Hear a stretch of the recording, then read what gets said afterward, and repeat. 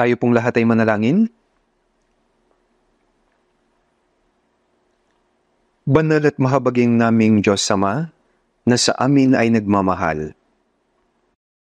Salamat po sa pagliligtas sa amin sa gitna ng mga tao sa mundo sa katapusan ng panahon na itinakda mo, Panginoong Diyos, at sa pagbubukod mo po sa amin bilang mga banal sa mundong ito, at para sa biyaya, upang mabuhay kami bilang mga anak mo, Panginoong Diyos, sa natitira naming buhay, sa ilalim ng biyaya, proteksyon at gabay mo, Panginoong Diyos. Sa oras na ito, kami na tinubos ng mahalagang dugo ng Panginoon, ay nagpapasalamat sa pagtitipon mo po sa amin ng sama-sama sa iyong harapan. Nagpupuri sa biyaya mo, nag-aaral ng iyong salita, at nakikibahagi sa fellowship ng sama-sama. Naniniwala po kami na nasa gitna ka po namin, Panginoon, sa oras na ito. Pakiusap, tingnan po ang bawat isa sa amin. Hawakan ng bawat isa sa amin sa pamamagitan ng iyong mahabaging kapangyarihan, at hawakan mo po kami ng biyaya, katotohanan at kapangyarihan ng Espiritu Santo upang mabuhay kaming karapat-dapat bilang iyong mga anak, Panginoong Diyos, sa natitira naming buhay. Taimtim po naming dinadalangin na sasamahan mo, Panginoon, ang mga iglesia sa buong bansa at ang lahat ng mga brothers at sisters na nag-iingat ng kanilang pananampalataya at nangangaral ng Ebanghelyo sa mahirap na sitwasyon sa maraming mga iglesia sa buong mundo, at tutulungan mo po sila na maisakatuparan ng banal na gawain na ninanais mo, Panginoong Diyos. Pakiusap, hawakan at palakasin mo po ang mga brothers at sisters na nangihina at may sakit sa pamamagitan ng iyong biyaya at kapangyarihan upang maging karapat-dapat ang kanilang pag-uugali bilang iyong mga anak, Panginoong Diyos, sa natitira nilang mga buhay. Kung may mga kaluluwa po sa aming gitna na hindi pa tunay na nakakaunawa ng iyong biyaya, Panginoong Diyos, ang Espiritu Santo ng Panginoon nawa ang kumawak sa kanilang puso, tumulong sa kanila na maunawaan ng dakila at kamanghamanghang biyaya mo, Panginoon, at gabayan, upang pagkatapos makaunawa ay mabuhay ng karapat-dapat na buhay bilang iyong mga anak, Panginoong Diyos, kasama namin sa natitira nilang buhay. Salamat din po sa pagpapahintulot na maipangaral ang Ebanghelyo sa aming bansa at sa buong mundo sa pamamagitan ng pagdaragdag ng maraming bagong naliligtas araw-araw.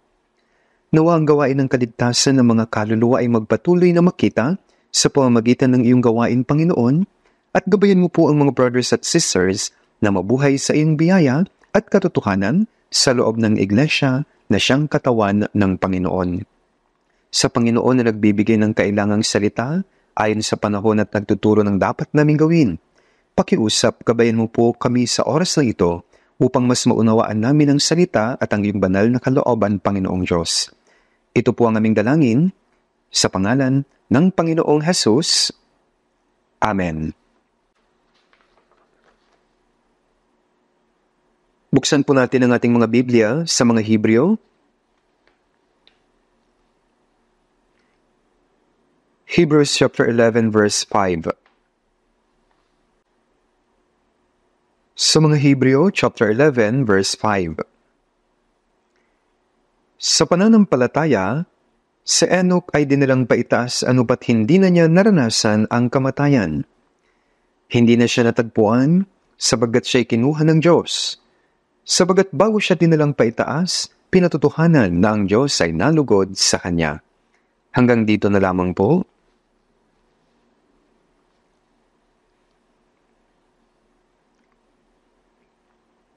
Noong nakaraang 7 beses na summer retreat, maraming mga brothers at sisters na naunang naligtas ang nanalangin ng may isang isipan, nakiisa at nagpagal. At maraming mga tao ang bagong naligtas at sila ay nabautismuhan. Gusto ko ring magpasalamat ng labis sa Diyos dahil nagagawa kong magkaroon ng buhay Kristyano at ng fellowship kasama ang mga brothers at sisters na naunang naligtas sa iglesia. Kaya nga, nag-uumapaw ang ating kagalakan at kaaliwan. Kahit pagkatapos ng retreat, nagpapatuloy ang mga Bible seminars sa buong bansa at sa ibang bansa, gaya ng binabalita sa ating church news. At sa tingin ko rin, maraming mga tao ang makikibahagi at mag-i-evangelize ng sama-sama sa fall retreat simula sa September 22. At magkakaroon ng gawain kung saan maraming mga tao ang bagong maliligtas. Sa Taglagas, kailangan nating bilisan ang pag-aani ng mga hinog na butil sa mga bukid bago dumating ang maginaw na taglamig. Sa katapusan ng panahon sa amin ng Biblia, ang anihan ay ang katapusan ng sanlibutan. Pinapangaral ang Ebanghelyo sa buong mundo at ang panahon ng biyaya ay malapit na pong matapos. Gaya ng alam natin, ang likas na kapaligiran na tinitirahan ng tao ay mabilis na nasisira. Ang hindi normal na panahon ay nagdudulot ng mga sakuna at nasisira ang mga pananim. Maraming mga tao ang nagdurusa dahil sa sakit at maraming mga paghihirap, gaya ng nangyari na pagkasira ng moralidad bago ng pagbaha. Ang mundo ay puno na rin ng kasalanan, gaya rin ng pagkawasak sa Sodoma at Gomora sa pamamagitan ng apoy at asupre. At ang digmaang nuklear na mangyayari sa katapusan ng panahon ay nakahanda na. Isa nga itong nakakakaba at mapanganib na panahon na hindi natin alam kung anong mangyayari sa isang araw. Sa tingin ko, wala na tayong masyadong panahon upang mag-evangelize. Sa John 9 verse 4, sabi, kailangan nating gawin ang mga gawa ninyong nagsugo sa akin samantalang araw pa. Dumarating ang gabi na walang taong makakagawa.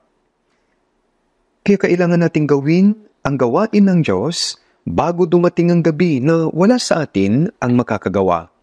Sabi ang mga gawa niyong nagsugo sa akin. Ang Ebanghelyo ay naisakatuparan sa pamamagitan ng kamatayan at muling pagkabuhay ng Panginoong Hesus.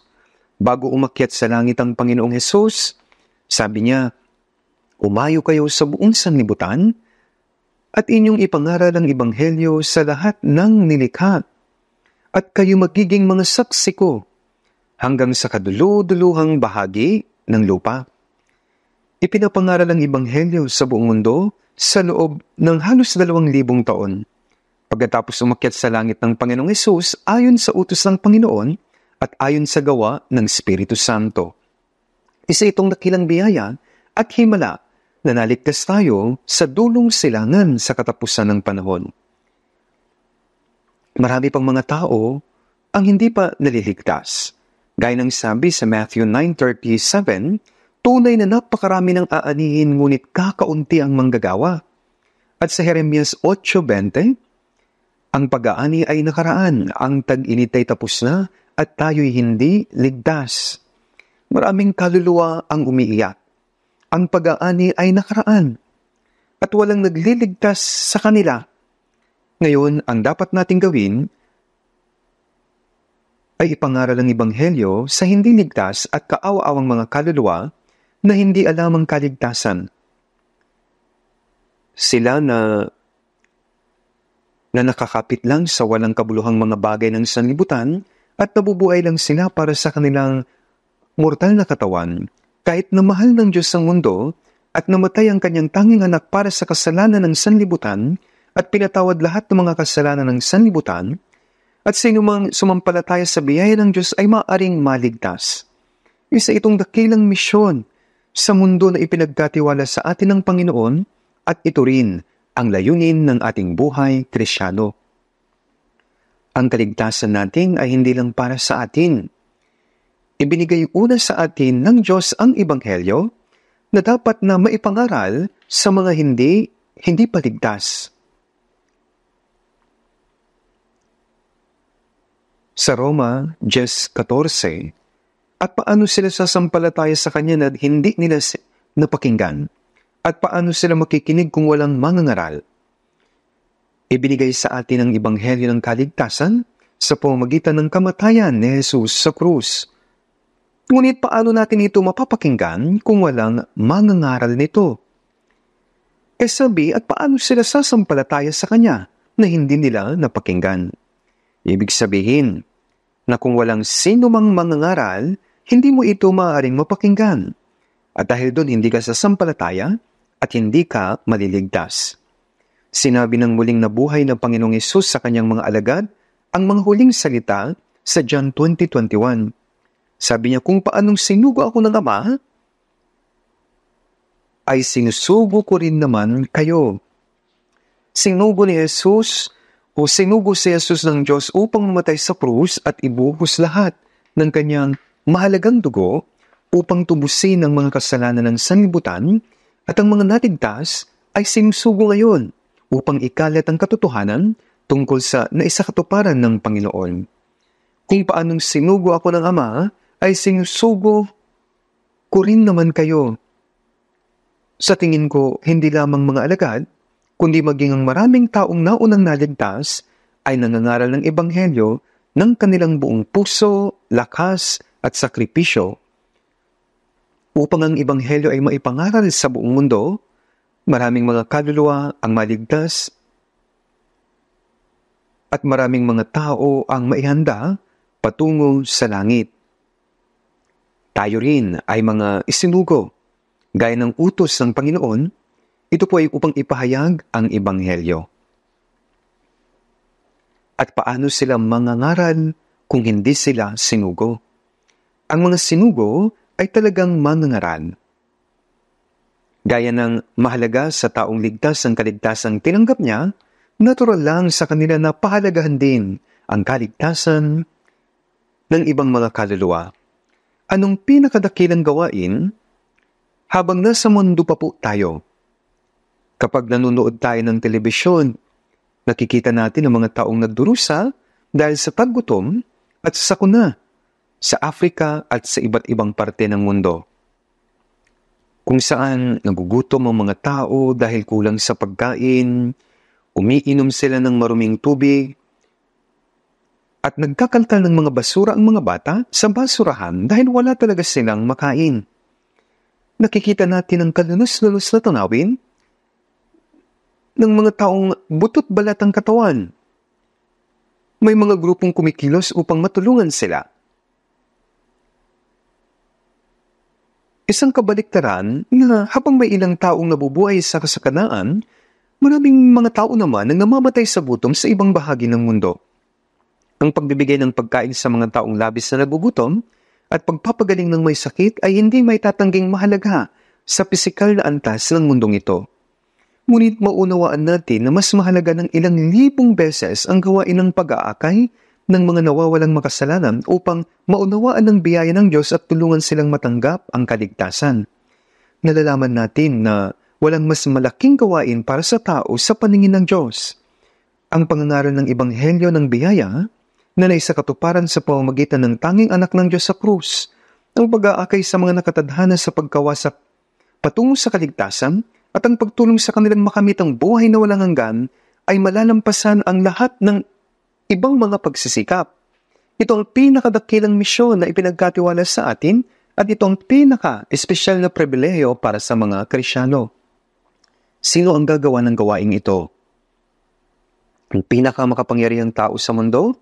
Gamit ang lahat ng kanilang otoridad ay hindi maaring magligtas kahit isang kaluluwa sa pamamagitan ng kanilang lakas. Maaring mag-launch ng rocket sa space ang scientists at ipadala ang mga iyon sa mga satellite na umiikot sa mundo, ngunit hindi sila maaring magdala ng kahit isang kaluluwa sa langit. Ang taong pinakamayaman sa mundo ay hindi kayang bumili ng kaligtasan para sa isang tao gamit ang kanyang kayamanan. Ngunit, kaya po natin. May kakayahan tayo. Kung hindi natin gagawin ang gawain ito ay gaya ng sabi ni Santiago sa 4:17. Kitang sino mang nakakaalam ng paggawa ng mabuti, ngunit hindi ito ginagawa, ito ay kasalanan sa kanya. Sa lahat ng mga gawain ng kabutihan, may mas dakilang gawain ba kaysa pagliligtas ng kaluluwa ng tao? Kahit sino man sa atin ay maaaring gawin iyon. Ngunit kung alam natin ang mabuting gawain ito at hindi natin ginagawa, magiging kasalanan po ito. Ang kasalanan ng sanlibutan, gaya ng karaniwang alam natin, kasama rito ang pananakit sa ibang tao, pandaraya, pagnanakaw, pagiging bayolente, at paggawa ng masasamang gawain. Ngunit dapat malaman din ng mga Kristiyano na kahit na iwasan nila ang mga kasalanang iyon, pero kung alam nila kung paano gagawa ng mabuti, ngunit hindi nila iyon ginagawa, kung hindi nila magagawa ang kalooban ng Diyos at hindi sila nangangaral ng Ebanghelyo, maituturing po itong kasalanan. Kasabi ni Apostol Pablo sa 1 Corinto 9:16, "Kapag-abag ko kung hindi ko ipangaral ang Ebanghelyo."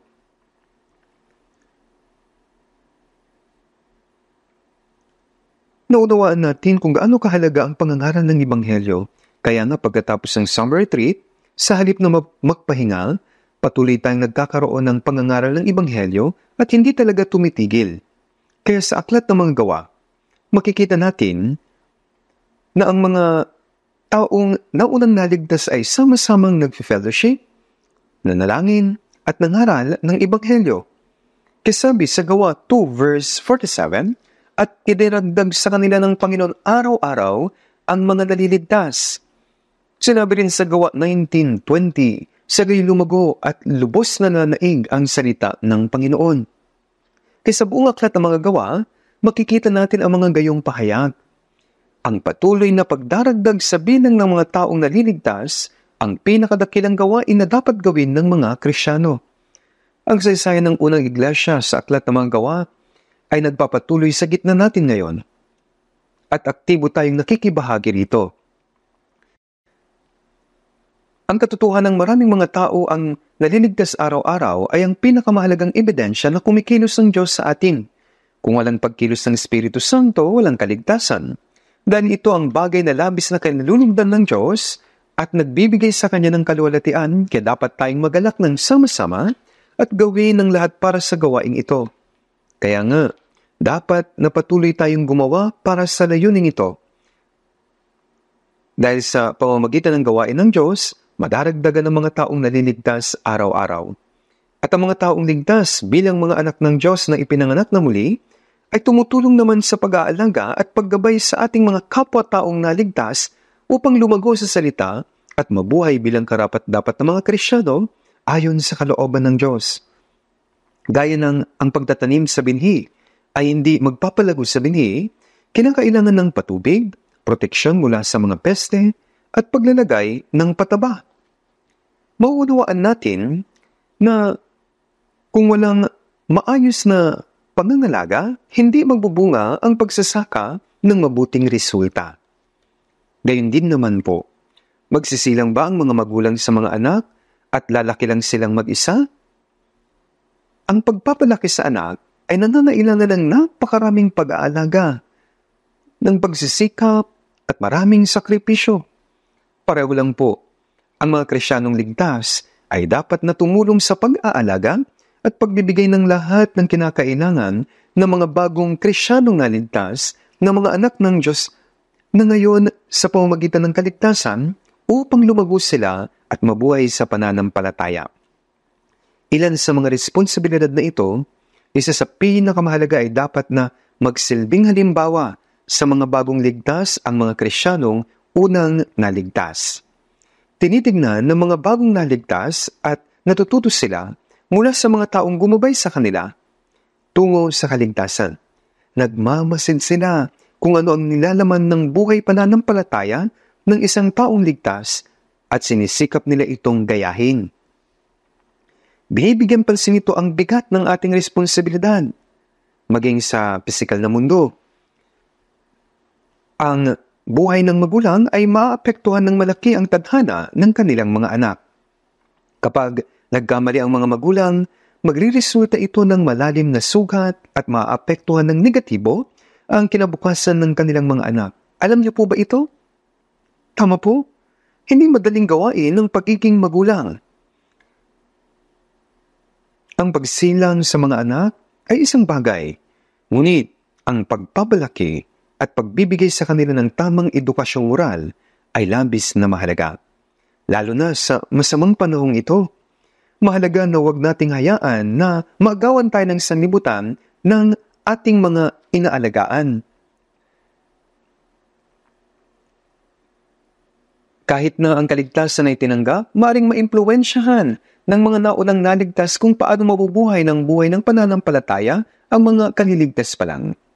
Kung ang mga naunang naligtas ay mabubuhay ng maayos sa pananampalataya, magtatakda ito ng positibong halimbawa para sa mga susunod na maliligtas at tutularan nila ang kanilang pananampalataya. Kabaliktaran naman, kung ang mga naunang naligtas ay naligaw, maaari itong maging negatibong impluensya. Pwedeng mabuhay ng ganun ang mga Kristiyanong ligtas. Maaring maging malaking problema ang bagay na ito. Kaya nga, sa Hebrews 11:7, alalahanin ninyo ang mga namumuno sa inyo. Silang nagsalita sa inyo ng salita ng Diyos. Tignan ninyo ang kinilabasan ng kanilang pamumuhay. Tularan ninyo ang kanilang pananampalataya. Hindi lamang ang mga pastors, evangelists o mga misyonaryo ang pinagmamasdan, kundi maging ang lahat ng mga brothers at sisters na naunang naligtas ay tinitignan ng mga bagong naligtas. Bakit? Ito'y upang gayahin sila. Ang pagkakamali ay maring magdulot ng pagkabigo at pagkatisod. Kaya huwag nating kalimutan ang mabigat na responsibilidad na meron tayo sa harapan ng Diyos. Dapat nating tandaan na kung ano ang sinasabi, paano tayo kumilos, at kung paano tayo nabubuhay, ay hindi lamang po para sa atin. Ito po ay may direktang epekto sa ibang tao. Kaya dapat mag-ingat tayo sa bagay na ito. Nung nakaraang linggo, sa mga Hebrews chapter 11, ipinangaral ko po yung may pamagat na ang pananampalataya ni na Abel at Enoch. Binanggit ko sa una ang tungkol sa pananampalataya ni Abel at ikinumpara ito sa pananampalataya ni Cain. Sa pananampalataya, nagandog si Abel ng mas mabuting handog kaysa kay Cain, kung saan itinuring siyang matuwid ng Diyos, isang patotoo sa kanyang kaligtasan. Binanggit ko po ang tungkol sa kung ano ang kahulugan ng pananampalataya ni Abel. Nag-alay din si Cain ng handog mula sa bunga ng lupa na nakuha niya sa pamamagitan ng paghihirap, pawis at labis na paggawa sa isinumpang lupa. Ngunit hindi yung tinanggap ng Diyos kahit na may katangian iyon ng pagpapagal, pagsisikap at katapatan. Sa aklat ng Hosea 9 verse 4, sabi, sapagkat ang kanilang tinapay ay para lamang sa kanilang gutom. Hindi iyon papasok sa bahay ng Panginoon. Ibig sabihin, hindi iyon tinanggap ng Diyos. Ang pagsisikap, katapatan at labis na paggawa ng isang tao. Maraming mga tao ang nag-iisip na kung labis silang gagawa, tatanggapin sila ng Diyos. Ngunit hindi yun totoo. Lahat ng mga relihiyon sa mundo ay nagsasabi na kapag gumawa ka ng labis, pagpapalain ka at mapupunta ka sa mabuting lugar sa paraiso.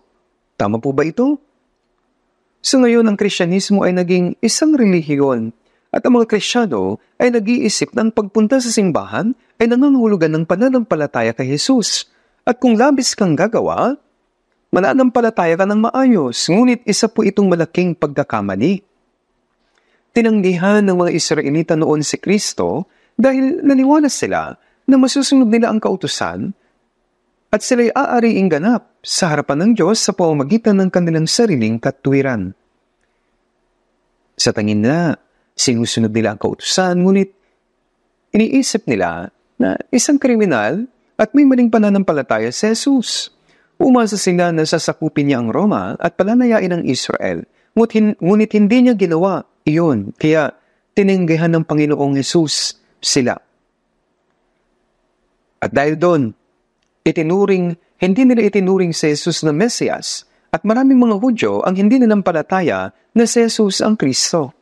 Nanampalataya sila sa Diyos, ngunit hindi sila nanampalataya kay Jesus bilang Kristo. At maraming mga Kristiyano ngayon ang nananampalataya sa Diyos, at sinasabi nila na nananampalataya sila kay Jesus, pero hindi sila nananampalataya na si Jesus ang nagligtas sa kanila. Alam nila na namatay si Jesus sa krus, pero iniisip nila na makakapunta sila sa langit sa pamamagitan ng pagdaragdag ng kanilang sariling kakayahan dito. Ibang ebanghelyo iyon na hindi binanggit sa Biblia. Kaya gaya ni Abel na nagkatay ng kordero, dumanak ang dugo nito, nagtiwala siya sa dugo nito, nagpunta siya sa Diyos, inaring ganap at naligtas siya. Gaya ni Abel, tayo rin ay naligtas sa pamamagitan ng biyaya ng Diyos. Kamangha-mangha po ito. Ganyan ang nangyari kay Abel. Sunod po, paano naman po mabubuhay ang taong ligtas? Ito po ang dahilan kung bakit nais kong banggitin ngayong araw ang tungkol naman po kay Enoch. Sa Genesis chapter 4, nakatala doon ang katotohanan na naligtas si Abel, at sa Genesis chapter 5 naman, itidala po doon kung paano nabuhay si Enoch bilang taong ligtas. Kaya sa mga Hebrews chapter 11, patuloy na binabanggit doon ang tungkol kay kina Abel at Enoch at ang mga ama ng pananampalataya na nauna sa kanila. Si Abel ang kinatawang halimbawa ng taong naligtas sa pamamagitan ng biyaya ng Diyos, at si Enoch, siya naman po ang halimbawa kung papaano mabubuhay ang isang taong ligtas. Kaya nga, sa Hebrews chapter 11 verse 5, sa pananampalataya si Enoch ay dinalang paitaas anupat hindi na niya naranasan ang kamatayan. Ibig sabihin, nagtungo siya sa Diyos nang hindi na po namamatay. Sabi po, sapagkat bago siya dinalang paitaas, pinatutuhanan na ang Diyos ay nalugod sa kanya.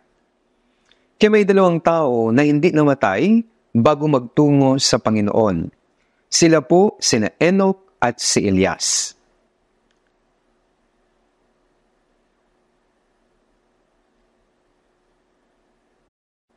Sa Genesis chapter 5,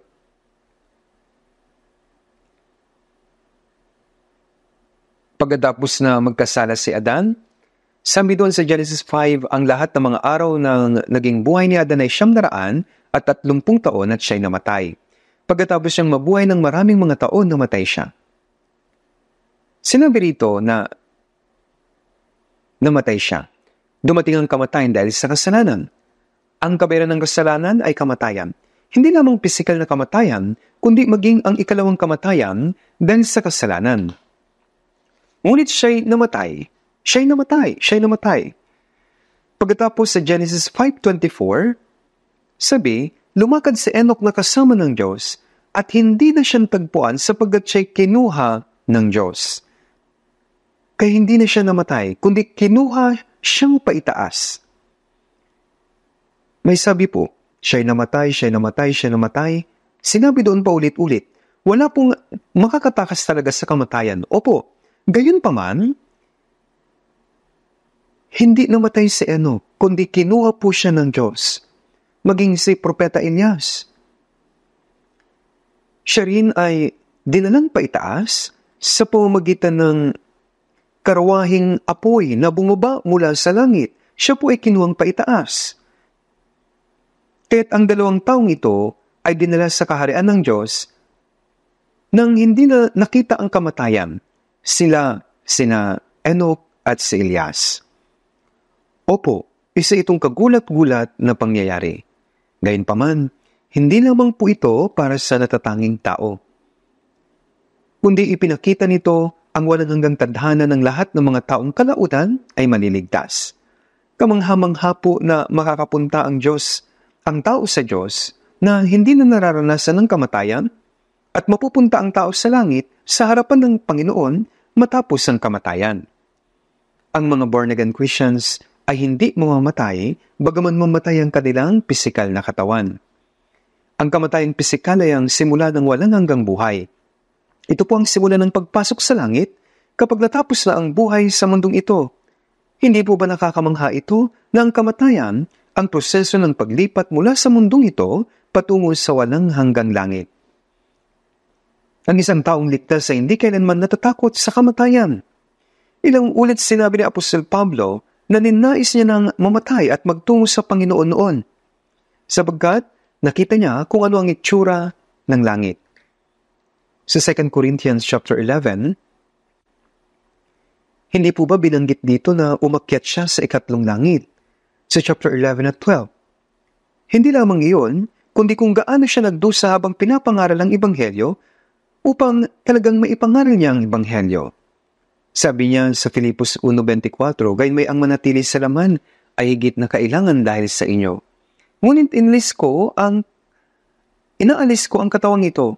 Ang aking nais ay umalis at makasama si Kristo sapagkat ito'y higit na mabuti. Kaya nga, hindi ko alam kung dapat akong mabuhay pa o mamatay na. May ganitong kasabihan. Sa namang sitwasyon ng kamatayan ng Kristiyano, ay nangangahulugang natapos na ang buhay sa sanlibutan ito at nagsimula naman ang maluwalhating buhay sa langit.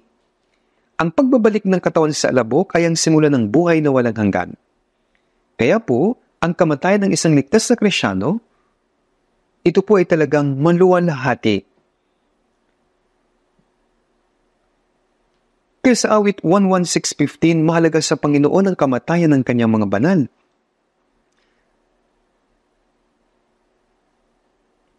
Maging sa Apokalipsis 14:13, sabi, mapapalad ang mga patay na namamatay sa Panginoon mula ngayon. Mapapalad po ang mga namatay. Bakit po?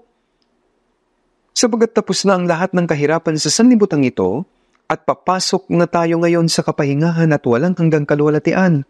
Kaya mahalaga po na mamatay at magtungo sa harapan ng Panginoon. Ngunit mas mabuting hindi mamatay, kundi mabago na ang katawan sa isang maluwalhating katawan at magtungo sa harapan ng Panginoon. Kaya nga sa Filipos 3:21, na siyang magbabago ng ating hamak na katawan upang maging katulad ng katawan ng kanyang kaluwalhatian. Ibig sabihin po,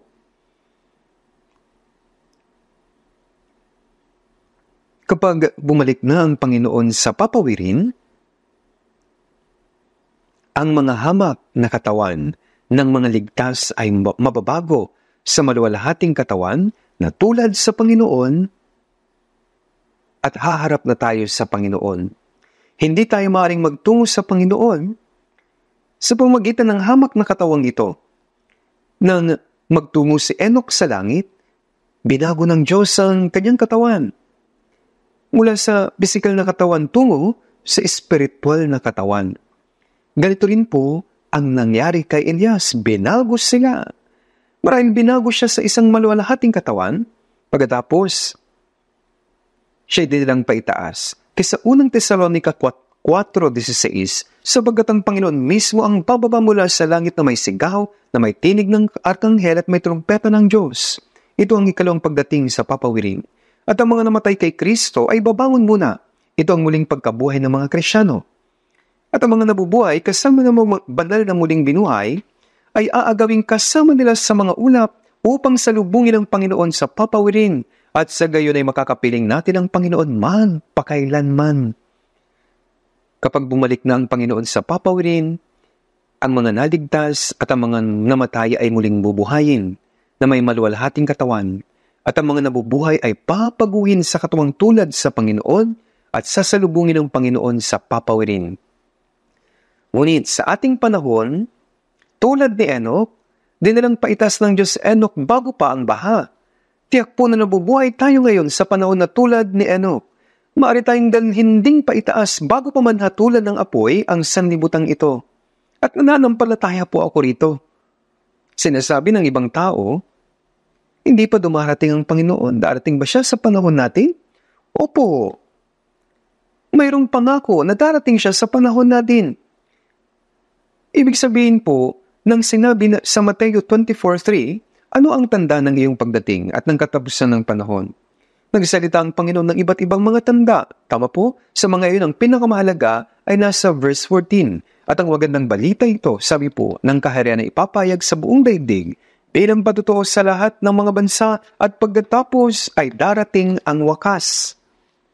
Ang Ebanghelyo, ang Biblia na mayroon tayo ngayon, sinali na po ito sa umigit kumulang 3,600 na mga lingwahe. Isinalin ito sa lahat ng mga lingwahe sa buong mundo. Ito ay laganap na sa buong mundo. Ang isa pang bagay, sa Luke 21:11, magkakaroon ng malalakas na lindol at sa iba't ibang dako ay magkakaroon ng tagutom at mga salot. Ito ay sakuna. Ang mga sakuna, kahit na hayaan ito ng Diyos, mawawasak nito ang mundo. Kung gayon sa Matthew 24:32, sabi rin kaya pag-aralan ninyo mula sa puno ng igos ang kanyang talinhaga. Sinasabi nito sa atin na dapat nating malaman na malapit na ang tag-araw kapag ang puno ng igos na natuyo sa taglamig ay nagsisimulang magpakita ng buhay sa pamamagitan ng paglambot ng mga sanga at dahon nito. Ang puno ng igos ay kumakatawan sa Israel. Kumakatawan ito sa hindi inaasang pagiging bansang malaya ng bayan ng Israel na nakalat noon sa buong mundo dahil sa kanilang pagtanggi kay Kristo at inakalang patay na at wala na sa loob ng 2,000 taon. Lumipas ng 2,600 years na ang kaharian ng Israel ay winasak sa pamamagitan ng Babylonia noong 586 BC.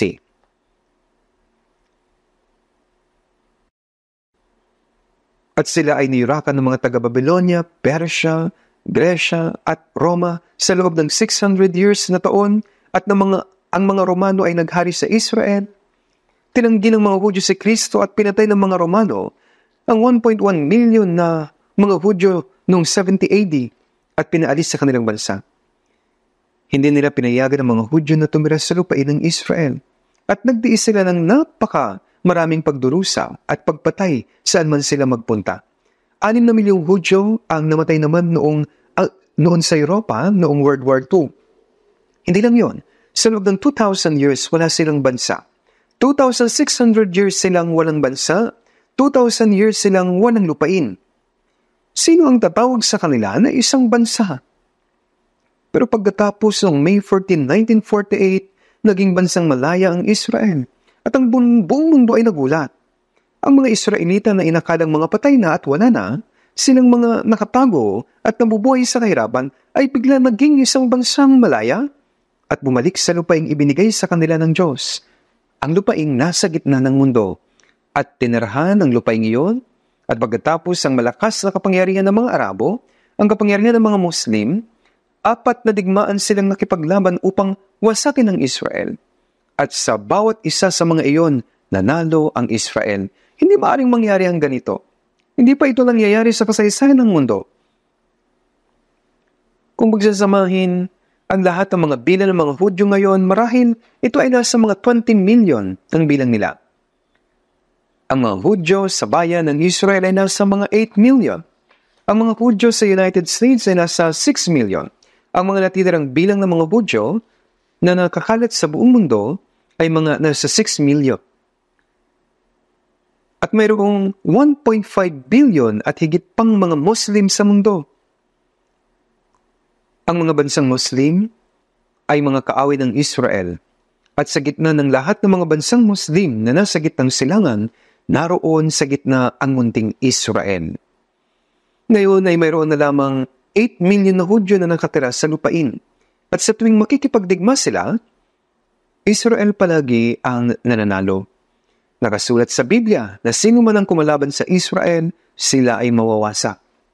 Ginawa ito ng Diyos upang ipakita na bagaman nawasak ng Israel dahil sa pagtanggi kay Kristo, na pinakita ito upang malaman na hindi patay ang Diyos. Alam natin sa Biblia na ganito ang ginagawa ng Diyos. Kaya ito ang ibig sabihin ko. Kung makikita naming nanunumbalik ng Israel, mahigit 70 years na ang nakalipos simula ng maging bansang malayang Israel, kaya dahil naging malaya sila noong 1948, ang mga tao ng panahong nanumbalik ang Israel, sinanad din ng Biblia na darating ang Panginoon habang nabubuhay pa ang salinlaing iyon. Anong panahong iyon? Ito ang panahon natin ngayon. Panahon po natin. Sa balagay ba ninyo matagal pa iyon? Ano po sa tingin ninyo? Hindi po matagal. Sa tingin ba ninyo, sinabi ni Jesus, ang Mark 13:29, sabi niya, gayon din naman, kapag nakita ninyong nangyayari ang mga bagay na ito, alam ninyong iyon ay malapit na nasa mga pintuan na. Para sa wala, kaya niya ito sinabi, hindi po. Kaya bago dumating ang huling salot na iyon, sasalubungin na natin ang Panginoon na siyang magbabalik. Dapat po nating malaman na nabubuhay tayo sa panahon kung saan makikita natin ang Panginoon habang tayo ay buhay pa at hindi na mamamatay tulad po ni Enoch. At dapat niyo pong tandaan. At tayo rin naman, kung naligtas ka sa pamamagitan ng pananampalataya tulad ni Abel, dapat kang mabuhay ng karapat-dapat bilang isang naligtas sa pamamagitan ng pananampalataya tulad ni Enoch.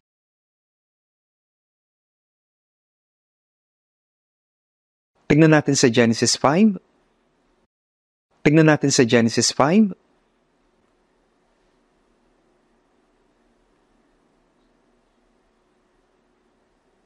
Genesis chapter 5 verse 21.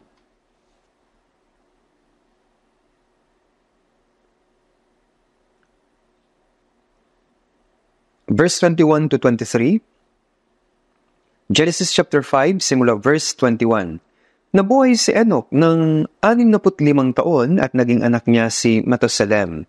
Lumakad si Enoch na kasama ng Diyos pagkatapos na maipanganak si Matusalem ng 300 taon at nagkaanak pa siya ng mga lalaki at mga babae. At ang lahat na naging araw ni Enoch ay 365 taon. Tinutukoy ng naunang mga talata bago ito kung gaano katagal silang nabuhay. At ang kanilang mga kamatayan, bago ang baha, hindi ganito ang paligid tulad ng sa kapaligiran natin ngayon. Nabuhay si Adan sa loob ng 930 years at si Matusalem, anak ni Enoch, ay nabuhay ng 969 years, ang pinakamatagal na nabuhay sa mundo.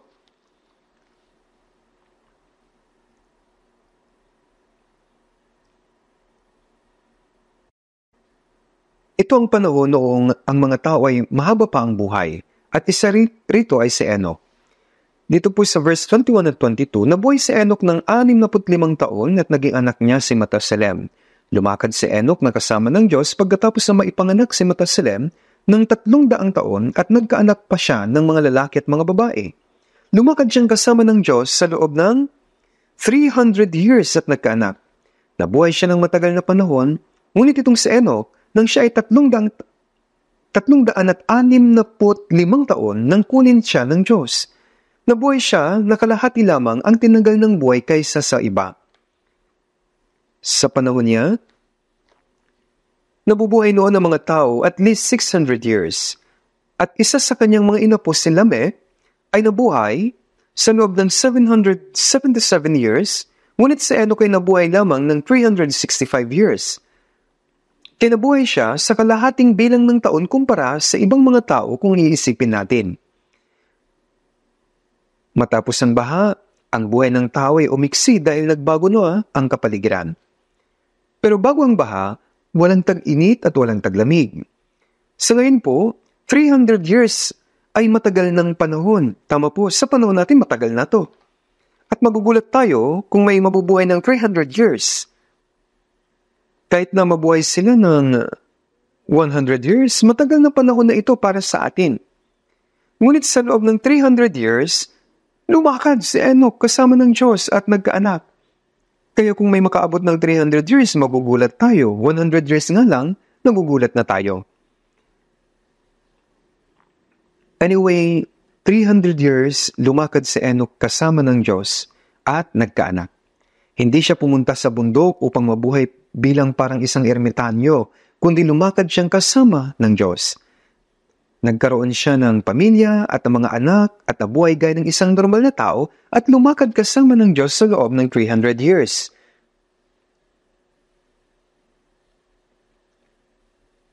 Kaya ngayon pag-isipan po natin ito.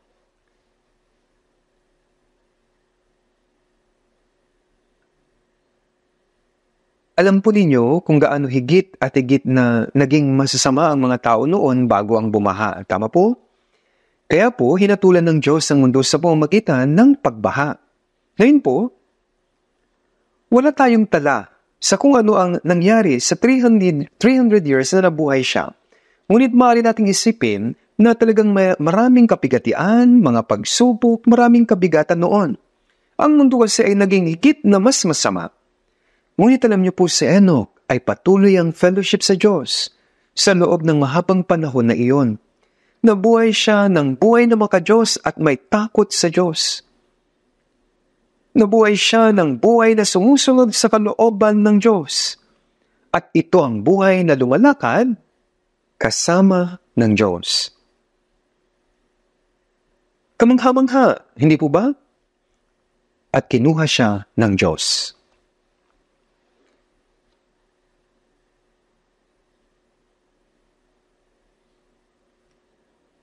Kaya pag-usapan po muna natin ang tungkol sa paglakad kasama ang Diyos. Lumakad si Enoch kasama ng Diyos sa loob ng 300 years matapos siyang ipanganak si Matusalem. At sa palagay po ba ninyo na si Matusalem na nabuhay ng pinakamatagal ay hindi nakita ang kanyang amang si Enoch na lumakad kasama ng Diyos? Marahil, nakita niya ito. Si Matusalem, kung hindi namatay si Matusalem, walang baha. Bakit nabuhay si Matusalem ng mahabang panahon? Ito po ay dahil may mahabang paghihintay ang Diyos. At hindi nakatala kung ano ang ginawa ni Matusalem. Ngunit matapos dalhin pa itaas si Enoch, marahil ay tinularan ni Matusalem ang pananampalatayang iyon. At ipinanganak kay Matusalem si Lamech. At ipinanganak kay Lamech si Noe. Nangyari ang baha noong 600 taon ni Noe. Kaya naniniwala po ako na ang pananampalataya ni Enoch ay naipasa kay Matusalem at naipasa kay Lamech at pagkatapos ay naipasa kay Noe. Kaya naipasa niya ang pananampalataya kay Matusalem, pagkatapos kay Lamech, at pagkatapos ay naipasa kay Noe. At kung titignan dito sa verse 29, sinasabi, tinawag niya ang kanyang pangalan na Noe, na sinabi, ito ang magbibigay sa atin ng ginhawa mula sa ating gawa at sa pagpapagod ng ating mga kamay dahil sa lupang sinumpa ng Panginoon. Ano po ang ibig sabihin nito? Ang pag-aaliw ng Diyos ay naibigay sa pamamagitan ni Noe na nabuhay sa lupang sinumpa. Hindi sila makakalakad kasama ang Diyos kung wala ang espesyal na biyaya ng Diyos. Kasi Noe, gaya ni Enoch, ay isang taong lumakad kasama ng Diyos. Tingnan natin sa Genesis 6, verse 8.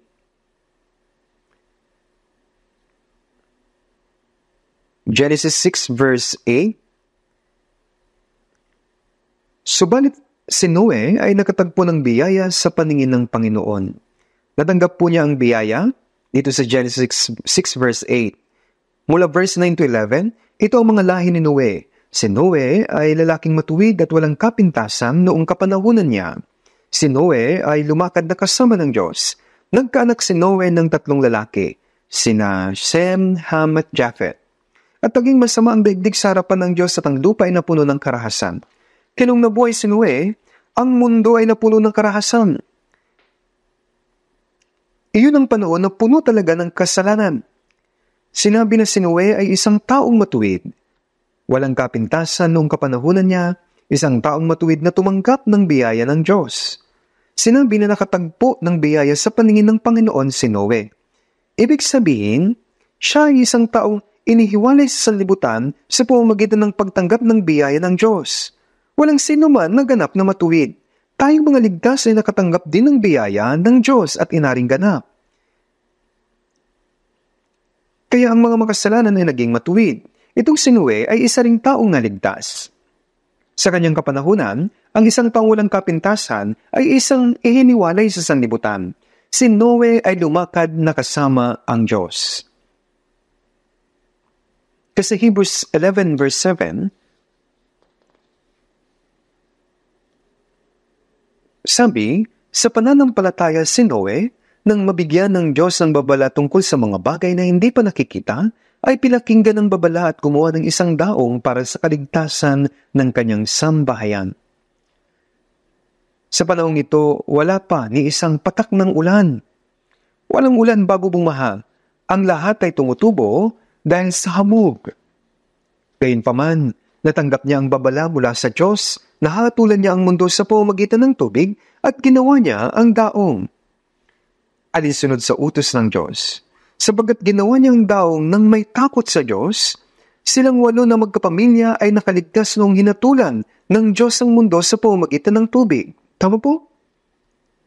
Iniligtas din ng Diyos sa mga hayop na nabuhay sa lupa sa pamamagitan ng pagdala sa kanila sa daong, isa-isa.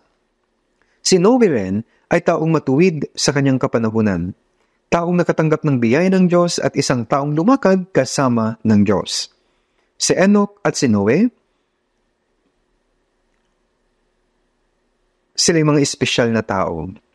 Tayong mga naligtas ay mga espesyal na tao rin sa panahon natin ngayon. Tayo ng mga makasalanan ay naging matuwid sa biyaya ng Diyos at naging mga taong ihiniwalay sa sanlibutan. Kaya ano ang dapat nating gawin? Tayo ay dapat ding taong lumakad o lumalakad kasama ng Diyos. Pag-isipan po natin kung ano ang ibig sabihin ng paglakad kasama ng Diyos. Kung titignan sa Luke 15, may isang tao na may 2 anak na lalaki. Sinabi ng nakababatas sa kanila sa kanyang ama, "Ama, ibigay mo na sa akin ang bahagi ng kayamanang nauukol sa akin." At hinati niya sa kanila ang kanyang pag-aari. Makaraan ng ilang araw, tinipon ng nakababatang anak ang lahat ng kanya at naglakbay patungo sa isang malayong lupain at doon nilustray ang kanyang kabuhayan sa magsayang pamumuhay. Maring nakisama siya sa mga sasamang kaibigan, maring naglasing, nakipagrelasyon sa masasamang babae at nagsugan. At nang magugol na niyang lahat ay nagkaroon ng matinding tagutom. At siya nagsimulang mangailangan, kaya't naging tagapag-alaga siya ng mga baboy. At siya nasasabik na makakain ng mga pinagbalatan na kinakain ng mga baboy at walang sino mang nagbibigay sa kanya ng anuman. Ngayon, nagsisi siya sa kanyang mga kasalanan, kaya siya'y tumindig at pumunta sa kanyang ama. Kaya nung bumalik siya sa kanyang ama, hinihintay ng ama ang kanyang alibughang anak na umuwi. At nung natanaw niya sa malayo, tumakbo siya, niyakap at hinagkan at tinanggap siya. Tinanggap ang alibughang anak. At sabi niya, "Dali-dali niyo rito ang pinakamagandang kasuotan at isuot ninyo sa kanya. Lagyan ninyo ng singsing kanyang daliri at mga sandalya sa mga paa. Sapagkat ang anak kong ito ay patay na at muling nabuhay, siya ay nawala at natagpuan." Pinapaliwanag dito ang kaligtasan ng mga makasalanan sa pamamagitan ng talinhaga ng alibughang anak. Tayo ang mga taong nang iwan sa Diyos gaya ng alibughang anak. Nakagawa tayo ng maraming uri ng kasalanan. Ang ating mga kaluluwa ay napakamiserable na hindi man lang natin nakita yung kalulus-lunos na talagang kumain ng pinagbalatan. Ito ang larawan ng ating kaluluwa. Ngunit sinabi ng Diyos, "Aking pinawi na parang ulap ang mga pagsuway mo at ang iyong mga kasalanan na gaya ng ambon. Manumbalik ka sa akin sapagkat ikaw ay tinubos ko."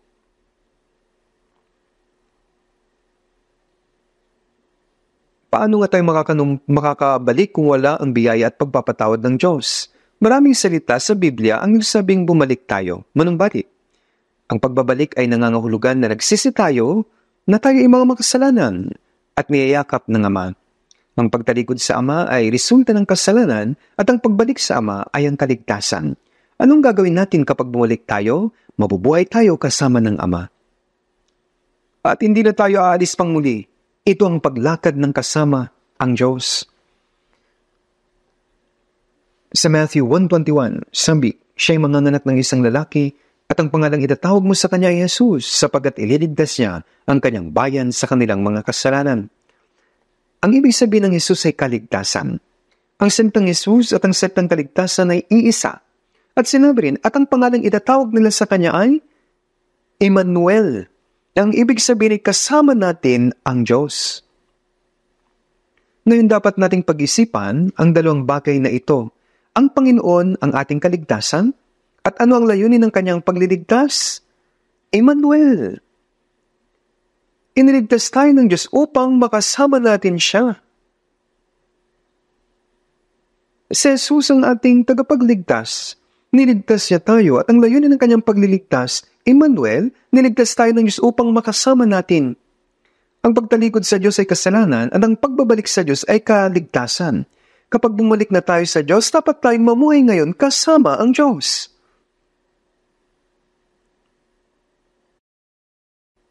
Noong naligtas tayo, bumalik tayo sa bisig ng Diyos.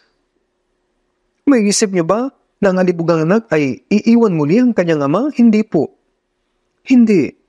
Kaya ano ang ginawa niya? Mula noong bumalik siya, tiyak na susundin na niya ang mga sasabihin ng kanyang ama, ang pag-ibig ng ama, sa biyaya ng ama, sa pag-iingat ng ama at nasa ilalim ng kanyang kontrol ng ama. Paano na ba dapat mabuhay ngayon ang isang ligtas? Tayo ay nasa bisig na rin ng Diyos. Pagkatapos nating maligtas, malayo pa ba sa atin ng Diyos? Hindi po. Hindi po. Sa John 14:20, "Sa araw na iyon ay malalaman ninyong ako'y nasa aking Ama, at kayo nasa akin at ako'y nasa inyo. Ibig sabihin, kung paano ang Ama ay nasa akin at ako'y sa Ama, kaya kayo nasa akin. At ako'y nasa inyo, ito ay iisa. Ang Panginoon at ako ay isa. Kapag nilagay mo po yung bakal sa apoy, nagiging napakainit na pula ito. Ang bakal ay naging apoy at ang apoy ay naging bakal. At ang apoy at ang bakal ay nagiging iisa.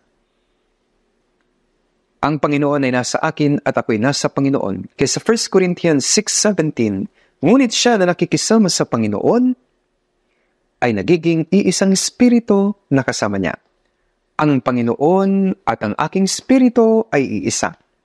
Ang Panginoon ay nasa akin at ako'y nasa Panginoon at ang Panginoon at ako ay nagiging isa. Yan po ang sabi. Ang Panginoon ay nasa akin at ako'y nasa Panginoon. At ang Panginoon at ako ay nagiging iisa.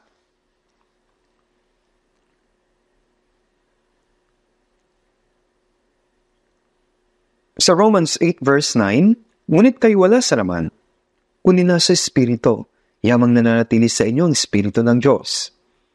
Subalit kung ang sino may walang Espiritu ni Kristo, siya'y hindi sa Kanya. 2 Korinto 13:5, hindi ba ninyo nalalaman na si Kristo ay nasa inyo? Dapat alam po natin. Sa 1 Corinthians 6:19, hindi ba nyo nalalaman na ang inyong katawan ay templo ng Espiritu Santo na nasa inyo, na tinanggap ninyo mula sa Diyos at kayo ay hindi sa inyong sarili? Noon nilabas niya ang mga Israelita mula sa Ehipto at ipinag-utos sa kanila na gumawa ng tabernakulo sa ilang at sinabi ng Diyos, inilabas ko kayo sa Ehipto upang makapanirahan kasama kayo. Ang layunin ng pagliligtas sa atin ay upang makasama niya tayo. Hindi po ba ito talagang nakakamangha? Kasama natin siya maging habang nabubuhay pa tayo sa mundong ito. Sinabi ni Jesus sa kanyang mga alagad bago siya umakyat sa langit sa Matthew 28, simula verse 18-20. Sabi, ang lahat ng otoridad sa langit at sa ibabaw ng lupa ay ibinigay na sa akin. Kaya't sa paghayo ninyo, gawin ninyong alagad ang lahat ng mga bansa, bautismo niyo sila sa pangalan ng Ama at ng Espiritu Santo at turuan silang sundin ang lahat ng mga bagay na inuutos ko sa inyo at narito, ako'y kasama ninyong palagi hanggang sa katapusan ng panahon. Amen, sabi po. Kung ang isang tao ay naligtas, sa pamamagitan ng pangangaral ng Ebanghelyo, siya ay nagiging alagad ni Kristo. At pagkatapos, bautismo niyo sila sa pangalan ng Ama at ng Anak ng Espiritu Santo at turuan silang sundin ang lahat ng mga bagay na iniutos ko sa inyo. Kaya pagkatapos maligtas at naging alagad ni Kristo, ay bautismoan sila at turuan sila ng salita ng Panginoon at sundin ang salita. Ipinangako niya na siya'y magiging kasama ng mga sumusunod sa kanyang salita hanggang sa dulo ng mundo. Ang Panginoon ay nasa mga taong ligtas. Sa John 14, sabi, at hihingin ko sa Ama, at kayo bibigyan niya ng isa pang mga aliw upang makasama niyo siya magpakailanman. Ito ang espiritu ng katotohanan na hindi kayang tanggapin ng sanlibutan, kaya't siya'y hindi nito nakikilala o nakikilala man.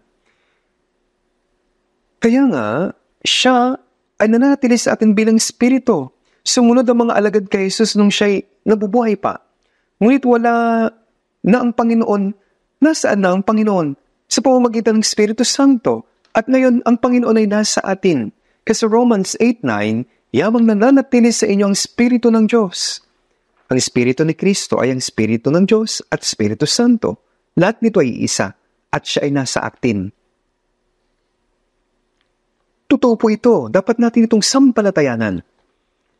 Dapat nating sampalatayanan ang mga bagay na hindi natin maunawaan. Ang bugtong na anak ng Diyos ay namatay sa krus para sa mga makasalanan gaya ko. Hindi natin ito maunawaan sa isip lamang. Kung sinasabi ng Biblia, dapat lamang natin itong sampalatayanan. Ang ligtas ay nagiging mga anak ng Diyos. Iyan ang sinasampalatayanan natin. Hindi nagsisinungaling o nagbibiro ang Diyos. Alam man o hindi ng isang ligtas, ang Panginoon, ang Espiritu Santo ay nananahan na sa Kanya. Kasi sabi ng kanta, alam mo man o hindi, sabi ng kanta, I am so wondrously saved from sin. Jesus so sweetly abides within. Totoo ang himno na ito. Ngunit bakit hindi pa nila alam? Yung iba hindi nila alam. Ang mga banal sa Korinto, ligtas sila. Ngunit gumawa sila ng kasalanan sa kanilang mga katawan sapagkat di nila alam na ang banal na Espiritu ay nananahan na sa kanila.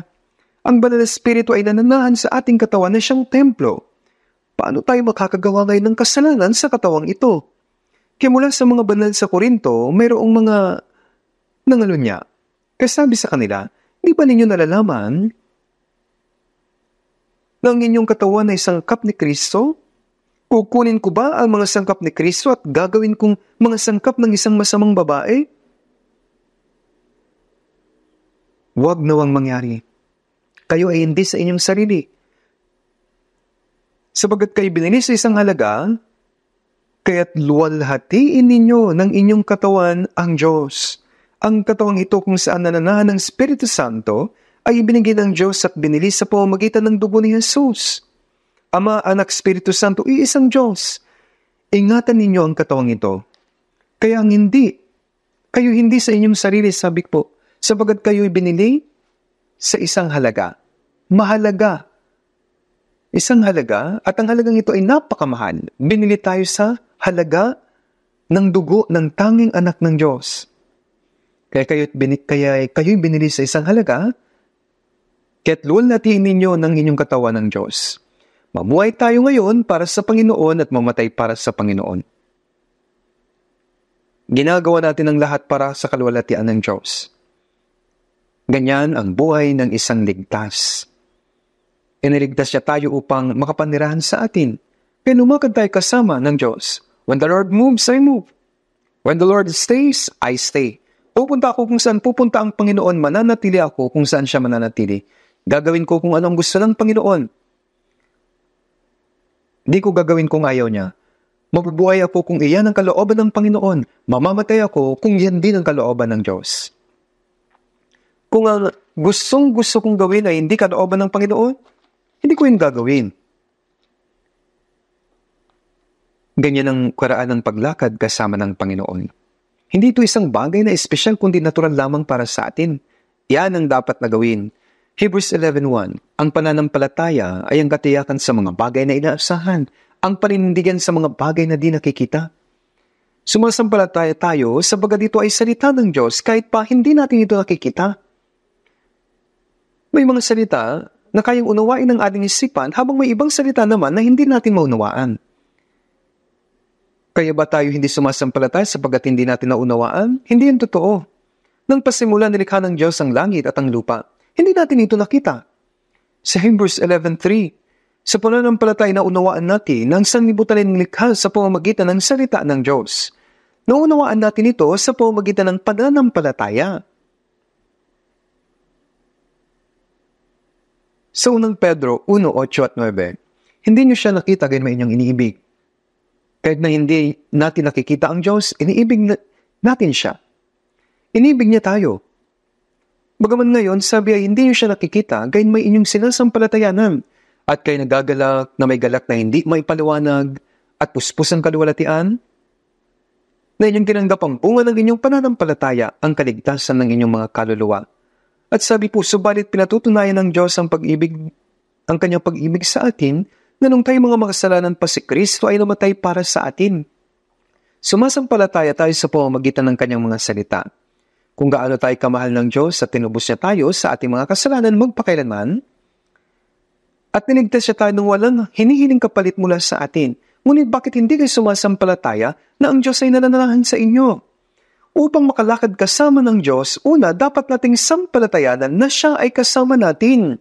Kasama natin ang Diyos. Ipinangako ng Diyos na ililigtas siya ang mga makasalanang gaya natin. At sasamahan niya tayo hanggang sa dulo ng mundo. Ngunit bakit niyo binabaliwala ang pangako niya? Ang buhay ng isang Kristiyano ay ang buhay na kasama ang Diyos pagkatapos matanggap ang kaligtasan. Ito ang paglakad kasama ang Diyos. Lumalakad tayo kasama ng Diyos. It's so sweet to walk with Jesus step by step and day by day, sabi ng kanta. Lumalakad tayong kasama niya, magkasama.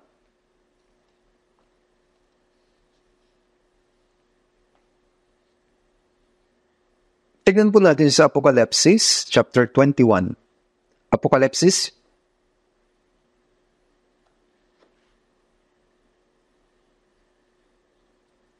chapter 21, verse 3.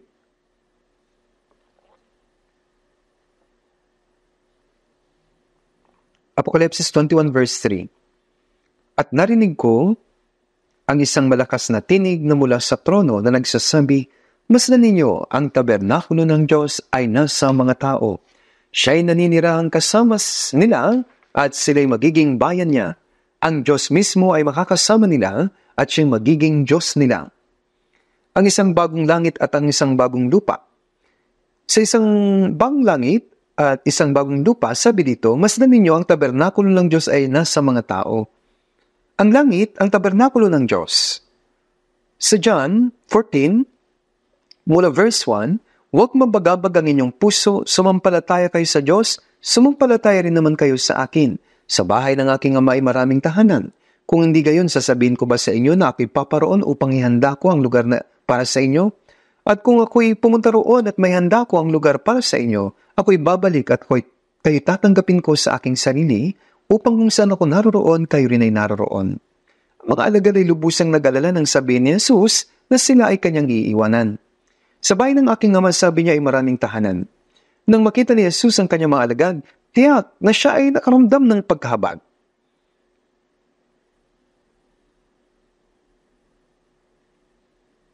Ito ay dahil ang mga alagad ay nagtiis ng mga kahirapan habang sumusunod kay Jesus sa loob ng 3.5 years.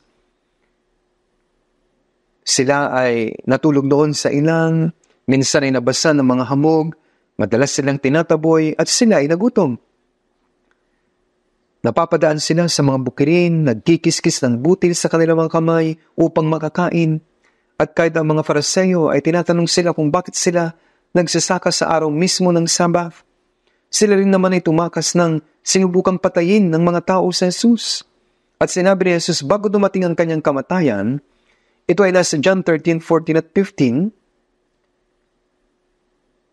sinabi niya sa kanila, "Huwag kaya mabagabag ang inyong puso. Sumampalataya kayo sa Diyos. Sumampalataya rin naman kayo sa akin." At sabi niya, "Sa bahay ng aking Ama ay maraming tahanan." Kaya mga ito ay sinabi niya sa John 13, 14 at 15 hanggang 16. Na huwag silang mabagabag. Sa bahay ng aking Ama ay maraming tahanan. Ang pinakamabisang kaaliwan ni Jesus para sa mga alagad ay ang sabihin na sa bahay ng aking Ama ay maraming tahanan. Ano po ba ang pinakamabisang kaaliwan para sa mga dukha? Ito po ay ang kumita ng salapi sa pamamagitan ng maraming pagsisikap at makabili ng isang maliit na apartment. Ito po ang kaaliwan para sa mga dukha na walang tirahan. Sinabi ni Jesus sa kanyang mga alagad, sabi niya, "Sa bahay ng aking Ama ay maraming tahanan." Kung hindi gayon, sasabihin ko ba sa inyo? Kung hindi gayon, sasabihin ko ba sa inyo? Ang kanilang malwalhating walang hanggang tahanan sa langit, ang tahanan mismo ng Ama, inihanda ko ang lugar kung saan kayo titira. Ihanda ko ito at magbabalik. Ako'y babalik at kayo tatanggapin ko sa aking sarili upang kung saan ako naroroon, kayo rin ay naroroon. Kaya ang tabernakulo ng Panginoon at ang lugar kung saan namamalagi ang Panginoon. Ang tabernakulo ng Diyos ay nasa mga tao. Siya'y maninirang kasama nila, siya'y maninirang kasama nila at sila magiging bayan niya. Ang Diyos mismo ay makakasama nila at siya magiging Diyos nila. Sa Apokalipsis 21 verse 3, sinabi po ng 3 beses na ang Diyos ay makakasama ng mga tao. Ang Diyos ay kasama ng mga tao. Ang langit ay ang lugar kung saan mabubuhay tayo na kasama ang Diyos magpakailanman. Kung tayo ay mamumuhay na magpakailanman sa langit, doon lang po ba dapat dito sa mundong ito, magkasama na rin tayong mabuhay. Sa mundong ito, ang Panginoon ay kasama natin spiritually, kaya dapat tayo mabuhay na kasama ng Panginoon.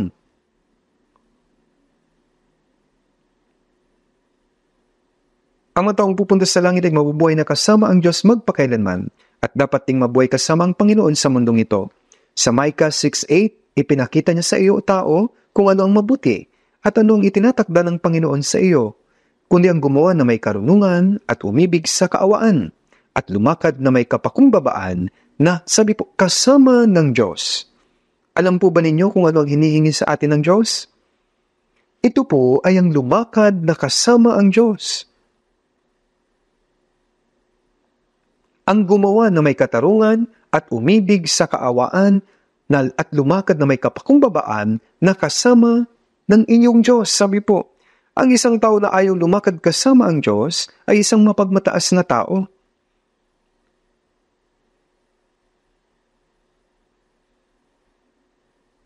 Ang mga anak ay dapat na mabuhay kasama ang mga magulang. Kung ang isang bata ay ayaw mabuhay na kasama ang kanyang mga magulang, iyon po ay isang problema. Tayo ay dapat na lumakad na kasama ng Diyos. Tayo ay dapat na mabuhay kasama ang Diyos. Ang lumakad na kasama ang Diyos, ang hinihingi ng Diyos mula sa inyo.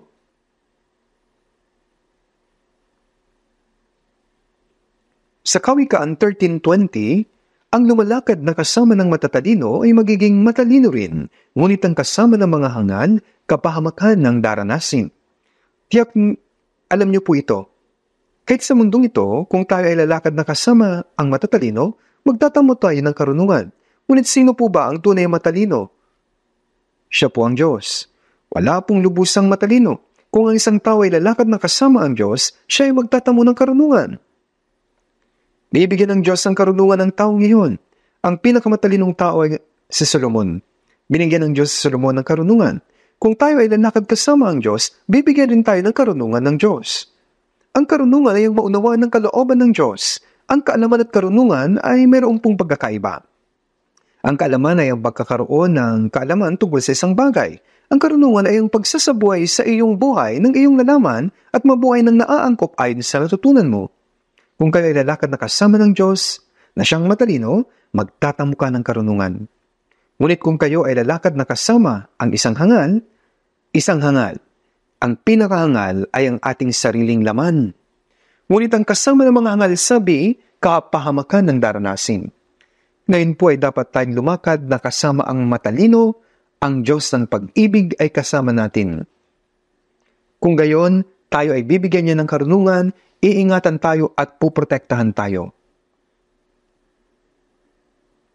Kagaya ng isang tupa na hindi iiwan ang kanyang pasol, kailangan nating magkaroon ng kaisipan na hindi tayo mabubuhay kung iiwan natin ang Diyos. Tayo ay kagaya ng mga tupang naligaw, lumihis mula sa Diyos sa ating nakaraan. Sa 1 Peter 2:25, ngunit ngayon ay bumalik na kayo sa pastol at tagapag-alaga ng inyong mga kaluluwa. Ngayon po ay nabubuhay tayo na kasama ang Panginoon bilang ating pastol at kasama ang Panginoon bilang ating tagapag-alaga. Iyon po ang paglakad na kasama ng Diyos. Kung tingnan na nga lang po natin, Awit, chapter 73.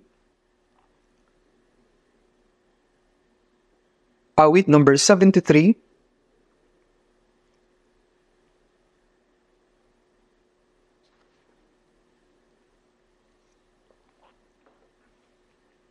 Mula verse 23.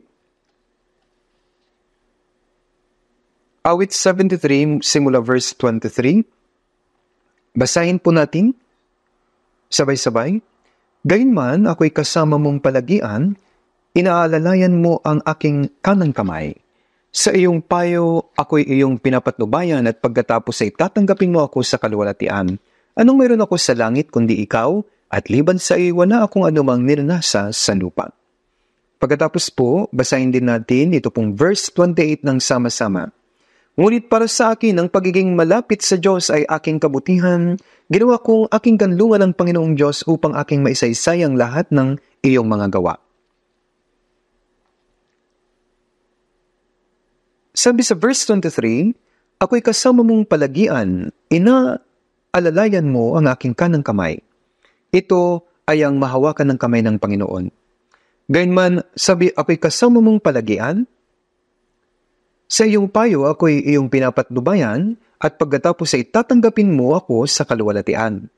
Ngayon ay pinapatnubayan mo ako ayon sa iyong salita at kalaunan ay tatanggapin mo ako sa iyong kaluwalhatian. Naintindihan niyo po ba? Verse 25, anong mayroon ako sa langit kundi ikaw, at liban sa iyo'y wala akong anumang ninanasa sa lupa. Walang sino man sa langit o sa lupa na higit kong minamahal kaysa sa Panginoon. Wala akong ibang maasahan kaysa sa verse 28. Sabi niya dito sa verse 28, para sa akin, ang pagiging malapit ng Diyos ay aking kabutihan. Alam niyo po ba, ang pagiging malapit sa Diyos ay ang pinakadakilang pagpapala?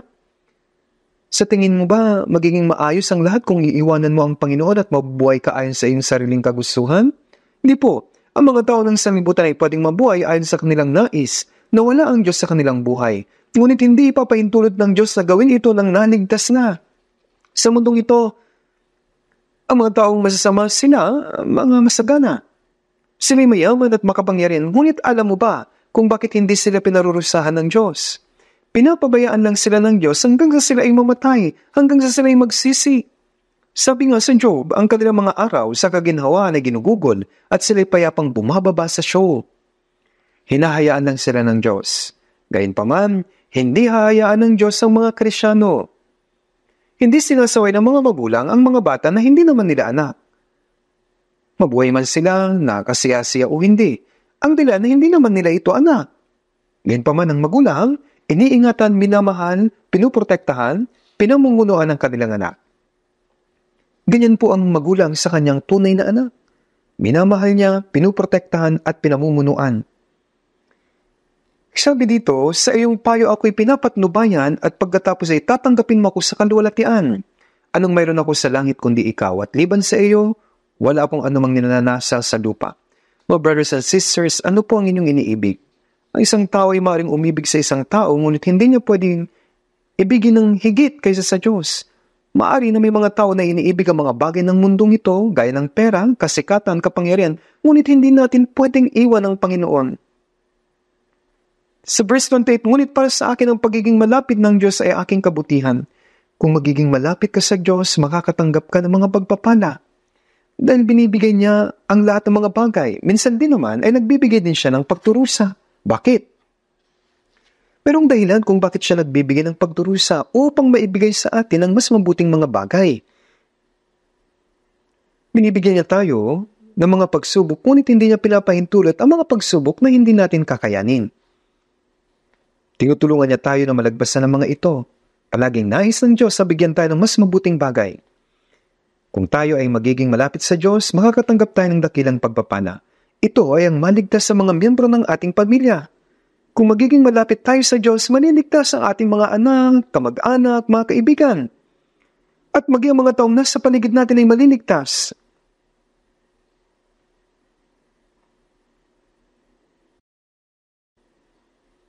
Sa Santiago 4 verse 8, lumapit kayo sa Diyos at siya'y lalapit sa inyo. Lumapit kayo sa Diyos. Ibig sabihin ay ang pagiging malapit sa Diyos, dapat maging malapit tayo sa Panginoon. Kapag gumigising tayo sa umaga, sinasabi natin, Diyos, salamat po dahil ipinahintulot mong magising ako na may malusog na pangangatawan ngayong araw. O kaya naman, naway sumaakin ang Panginoon at gabay na ako sa buong araw na ito. Para tayong bumubulong sa Panginoon, di ba? Palaging malapit. Kung susubukan mong lumapit sa Diyos, lalapit sa akin ng Diyos. May ibang tao na hindi man lang nakikipag-usap. Yung ibang mag-asawa ay hindi lang nakikipag-usap sa isa't isa. May mga magulang at mga anak na hindi nakikipag-usap sa isa't isa. Kung magiging malayo ka, lalayo rin po ang iyong puso. Kapag ang ating katawan ay naging malayo, ang ating pag-iisip ay lalayo rin, at kung hindi tayo makikipag-usap sa isa't isa, magiging makasarili tayo. Kung susubukan kong lumapit sa Diyos, magiging malapit sa akin ang Diyos. Sinusubukan ng Diyos na maging malapit sa atin, ngunit kung palagi natin itong nakakalimutan, nais ng Diyos na maging malapit sa atin dahil gusto niya tayong bigyan ng mas mabuting mga bagay.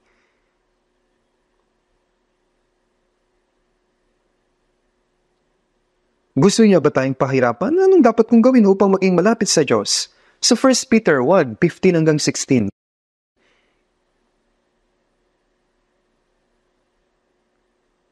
Yamang banal, ang sa inyo'y tumawag, maging banal naman kayo sa lahat ng paraan ng pamumuhay, sapagkat nasusulat, kayo maging banal sapagkat ako'y banal.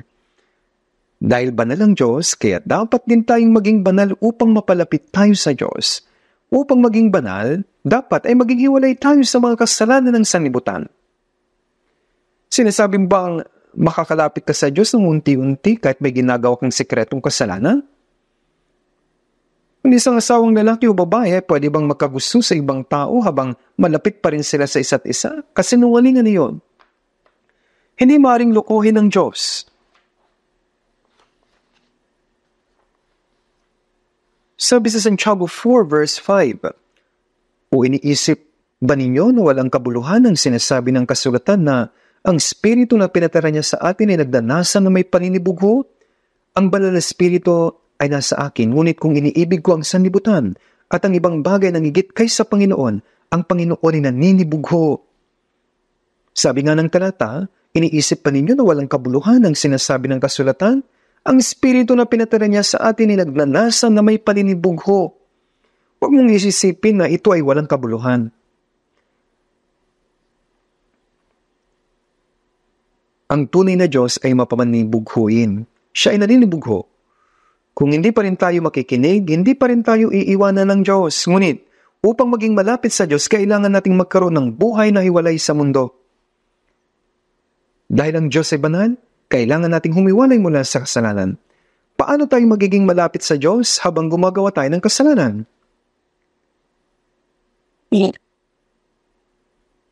Kaya kayo maging banal sapagkat ako'y banal. Tingnan din po natin Malakias chapter 2 verse 5 hanggang 6.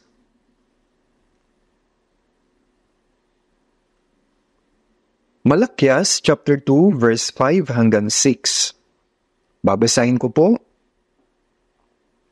Malakias chapter 2 verse 5 to 6. Ang aking tipan sa kanya ay isang tipan ng buhay at kapayapaan, at ibinigay ko ang mga iyon sa kanya upang siya'y matakot. At siya'y natakot sa akin, at siya'y nagbigay galang sa aking pangalan. Ang kautusan ng katotohanan ay nasa kanyang bibig, at walang kalikuan na nasumpungan sa kanyang mga labi. Siya'y lumakad na kasama ko sa kapayapaan at katwiran, at inilanyo niya sa kasamaan ang marami. Sa talatang ito, kausap po ng Diyos ang lipi ni Levi.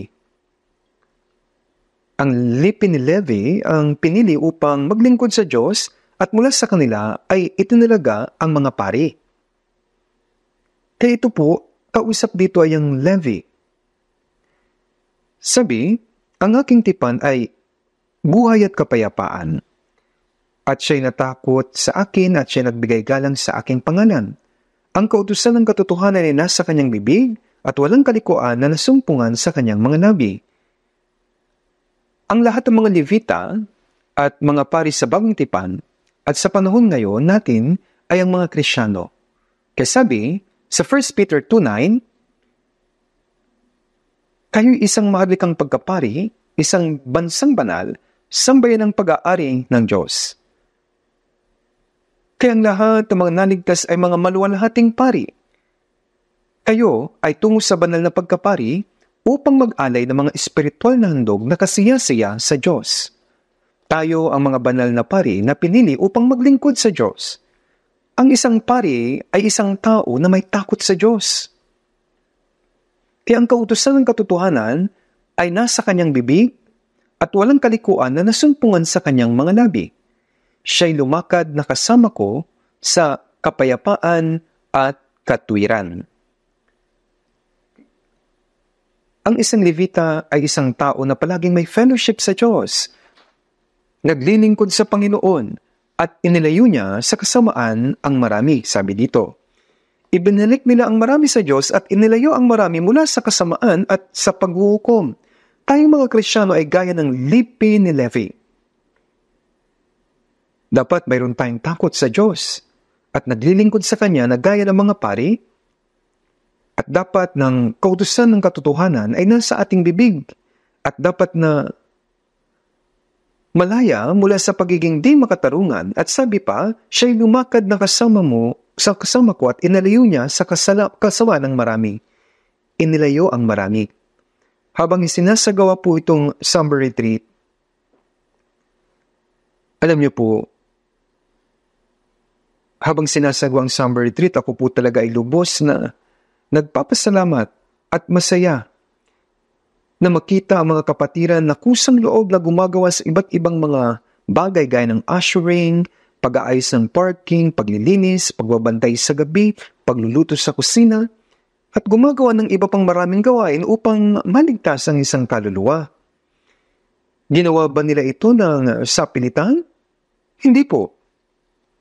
Magaganap ba ang gawain ng kaligtasan dahil ang mga ngarali mahusay magsalita? Hindi po ito mangyayari.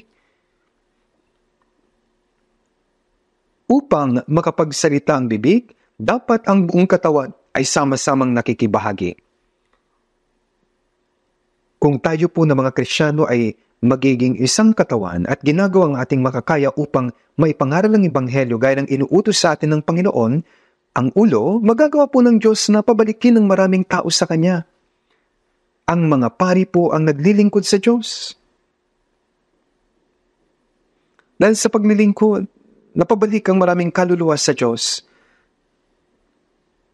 Tayo mga pari na naglilingkod sa Diyos, sa Galatia 2:20, ako'y ipinakong kasama ni Kristo. Ibig sabihin po na ako ay namatay kasama ni Kristo. Nabatay po ang mga makasalanan at nabuhay ang taong matuwid. Ako ay namatay sabalit si Kristo ay nabubuhay sa akin. At hindi na ako ang nabubuhay, kundi si Kristo ang nabubuhay sa akin. Pagkatapos po ng kaligtasan, ako ay namatay kasama ni Kristo. Ano po ang kahulugan ng bautismo? Ito po ay paglilibing. Nang ako ay pumasok sa tubig, nangangahulugan na ako ay namatay. At nang ako ay umahon sa tubig, ako ay muling nabuhay bilang isang matuwid na tao kasama ng Panginoon. Sa akin nabubuhay ang Panginoon. Kaya hindi na ako nabubuhay kundi si Kristo ang nabubuhay sa akin.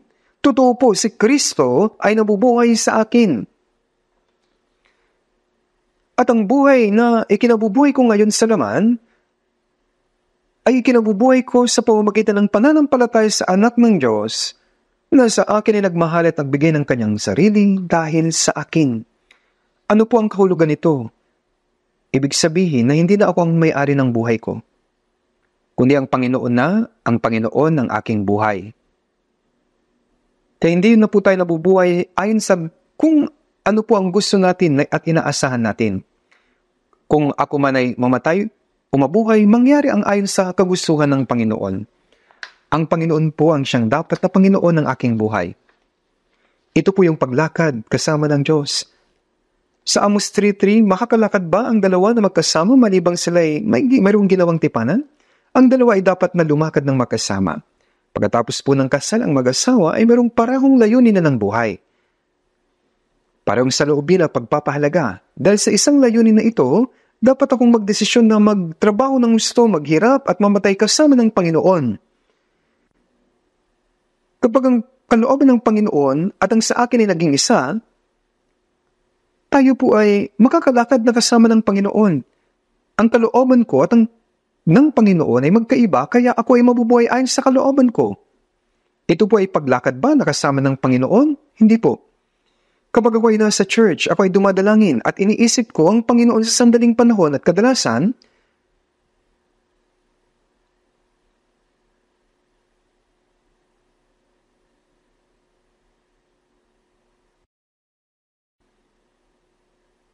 ako'y nabubuhay naman sa kung ano ang nais ko. Hindi yan ang paglakad na kasama ng Diyos. Sa Romans 8:17, kung tunay nga nagtitiis tayong kasama niya, upang tayo luwalatiin namang kasama niya. Kahit na tayo ay naghihirap kasama ng Panginoon ngayon, dapat din po nating isipin na tatanggap tayo ng kaluwalhatian sa Panginoon sa lalong madaling panahon. Si Jesus din po ay naghirap at pumasok sa kaluwalhatian. Kapag tayo po ay nagdurusa, nagsasakripisyo o iniusig, pari po tayong pumunta kahit po saan basta kasama natin ng Panginoon. Ayaw pong gawin lahat. Magdusa kasama ng Panginoon at luwalatin kasama ng Panginoon.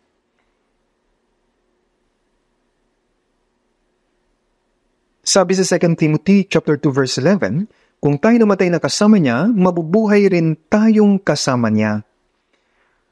Magdudusa tayong kasama ng Panginoon, maghihirap, mabubuhay ang kasama ng Panginoon.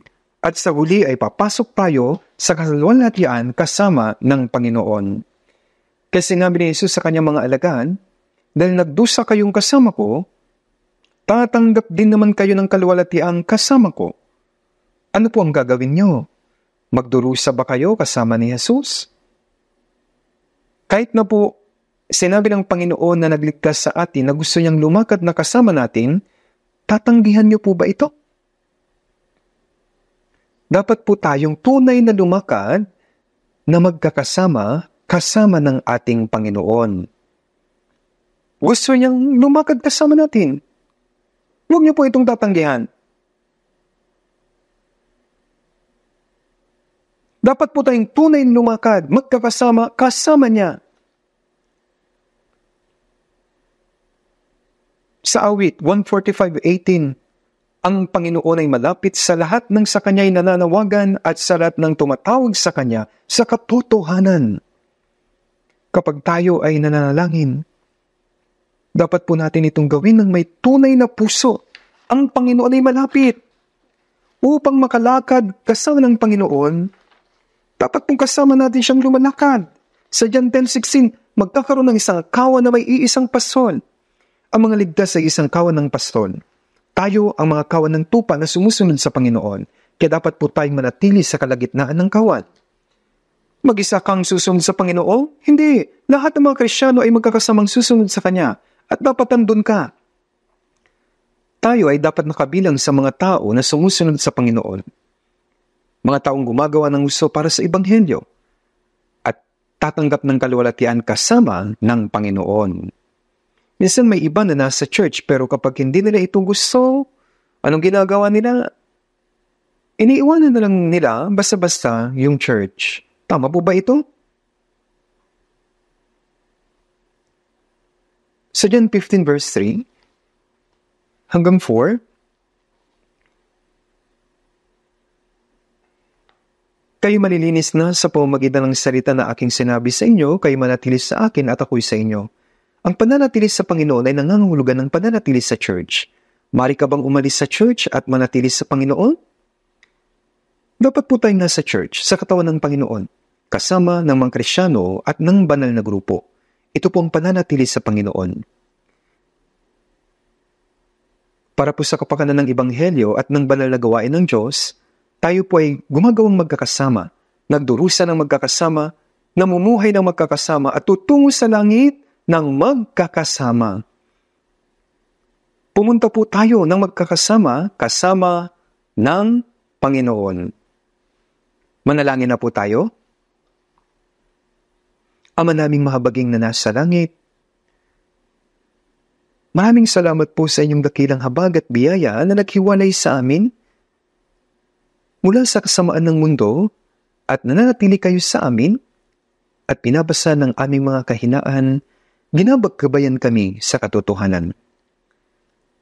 Gaya ni Enoch na lumakad kasama ng Diyos sa pananampalataya, pangunuan po ninyo kami upang kami ay matakot sa Diyos sa aming pananampalataya, sumunod sa kalooban ng Diyos at mamuhay ayon sa kapangyarihan ng banal na Espiritu na kumikilos sa kalagitnaan namin para sa kalooban at kaluwalhatian ng Diyos.